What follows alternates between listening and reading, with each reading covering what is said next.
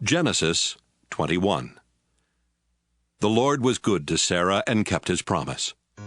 Although Abraham was very old, Sarah had a son exactly at the time God had said. Abraham named his son Isaac, and when the boy was 8 days old, Abraham circumcised him, just as the Lord had commanded. Abraham was 100 years old when Isaac was born, and Sarah said, "God has made me laugh. Now everyone will laugh with me."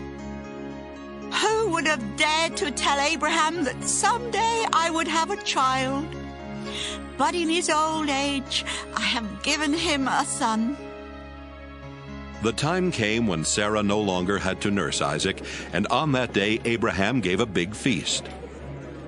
One day, Sarah noticed Hagar's son Ishmael playing, and she said to Abraham, "Get rid of that Egyptian slave woman and her son. I don't want him to inherit anything. It should all go to my son." Abraham was worried about Ishmael, but God said, "Abraham, don't worry about your slave woman and the boy. Just do what Sarah tells you. Isaac will inherit your family name, but the son of the slave woman is also your son, and I will make his descendants into a great nation."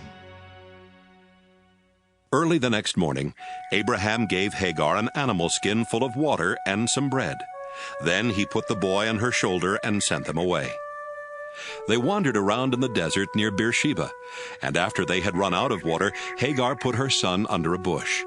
Then she sat down a long way off because she could not bear to watch him die, and she cried bitterly.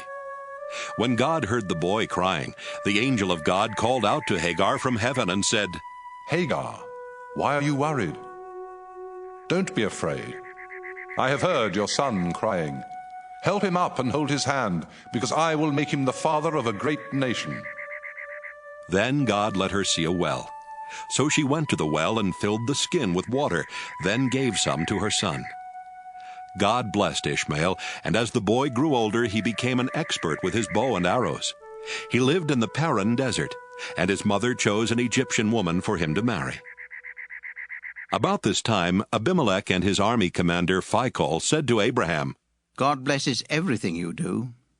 Now I want you to promise in the name of God that you will always be loyal to me and my descendants, just as I have always been loyal to you in this land where you have lived as a foreigner."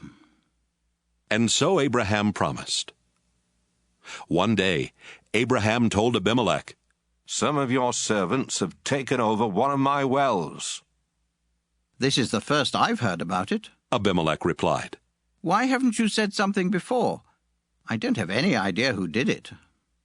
Abraham gave Abimelech some sheep and cattle, and then the two men made a peace treaty. Abraham separated 7 female lambs from his flock of sheep, and Abimelech asked, "Why have you done this?"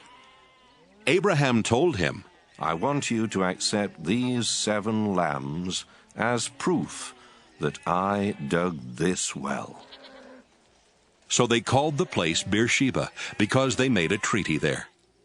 When the treaty was completed, Abimelech and his army commander Phicol went back to the land of the Philistines. Abraham planted a tamarisk tree in Beersheba and worshipped the eternal Lord God. Then Abraham lived a long time as a foreigner in the land of the Philistines.